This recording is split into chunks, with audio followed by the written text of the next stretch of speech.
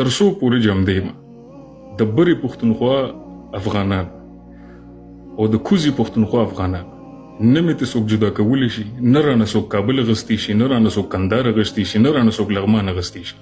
د افغانیت چې دی لونګي نشنه، نه د تا نه غواړم، نه د مبین نه غواړم، نه د هیبت الله نه غواړم. تاسو مسلمانان یې که تاسو نېشنلستان یې، کم دریځ چې تاسو ځان ته وټاکئ، موږ د کوزي پښتونخوا پښتانه په هغې دریځ تاسو سره وچنګي نشته او نور ځوانان ناستې خبرې ته حسیب سره چې موږ لایف کې راغلو، هغې نه پس د ټیک ټاک باندې ډېرې زیاتې هر قسمه جګړې شروع شولې. موضوع پکې زما په اړه خراله چې ځان ته افغان ولې وایي، بیا د دې د لونګین دې ټولو لایف کې ویلې چې حمزه په قام افغان دی خو په ملت افغان نه دی. او نو دا داسې سادهګان خلک دي، دی موږ ته لکه دین او دی موږ ته سیاست ښیي. یو طرف ته راځي زما افغان ولس ته وایي چې موږ خلافت و، موږ نیشنلزم د سره منونه، لکه موږ ملت منونه، ځکه موږ خلافت جوړ کړی دی. نو چې تا خلافت جوړ کو د خدای بنده، تا خو ملت پالي د خلکو نه واغسته، تا خو نیشنلزم د خلکو نه واغستو. اوس زه حمزه چې په 400 کې زه افغان یم، نو اوس خو ملت نه زه افغان ځان ته نشم ویلی، خو ستا زه مسلمان رور یم او چې خلافت د جوړ کو، اوس خو زما د پیل نه زیات حق دی چې زه ستا په افغانستان کې وغږېږم، ستا په سیاست کې وغږېږم، ستا په ولسوالو کې وغږېږم، ځکه ته اوس خلافت ته جوړ کړل. یو طرف ته امت کې، بل طرف ته چې امت راپاسي خبرې د کې وکړي، نو بیا وایي نه موږ افغانانو حمزه افغان نه دی. نو دریځ خپل معلوم کې، تاسو مسلمانان یې که تاسو نیشنلستان یې، کم دریځ چې تاسو ځان ته وټاکئ، موږ د کوزي پښتونخوا پښتانه په هغې دریځ تاسو سره وچلو. که نیشنلزم ټاکئ نه موږ به د سره په قامیت باندې لړ شو چې دواړه افغانان، زه د اشنغر سیمې افغان یم او ته د برې پښتونخوا افغان. که اسلام ټاکي چې نه موږ خلافت او موږ نیشنلزم نه منو، نو کلمه خو ما هم ویلې ده، بیا هم به دکې کار لرم. تاسو په داسې دوه کښتو باندې خپې ایښي دي چې په منځ به وش کېږئ، باید تاسو یو کښتۍ کې دواړه خپې کېږئ.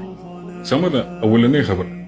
دویم راځو د مبین صاحب خبره چې مبین صاحب موږ ته ټولو ته، خاص کر زما اشنا حسیب جان ته وایي، د ټولو ولس به ده ته ملحد کوله.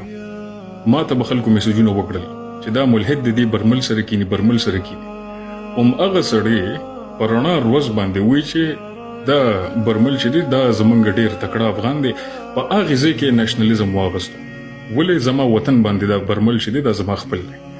د منافقت یو حدي، د منافقت یو حدي، دونه منافقت په زمونږ په تاریخ کې د اسلامي مشرانو نه دی کړی کوم چې اوس روان. نو اخیری خبره زما اخیری خبره ده، د افغانیت چې دی لونګي نشنه، نه د تا نه غواړم، نه د مبین نه غواړم، نه د هیبت الله نه غواړم. افغانیت ما تر هغې وخت ما ثابت کړی دی کم وخت کې چې ما پښتنو دپاره په هشنغر کې پیلنۍ مدرسې جوړې کړې، سیاسي ګوندونه ما د افغانانو په نوم جوړ کړل. ما د دې افغانیت دپاره خدمت کړی دی اووه کاله پرېږده. په دې ټیک ټاک کې چې کوزي پښتونخوا کې هر سړي به وایي چې زه افغان نه یم، زه اولنی کس وم چې ما ورته وویلې په پاکستان کې الف د افغانیه صوبې دپاره دی، زه هغه سړی یم.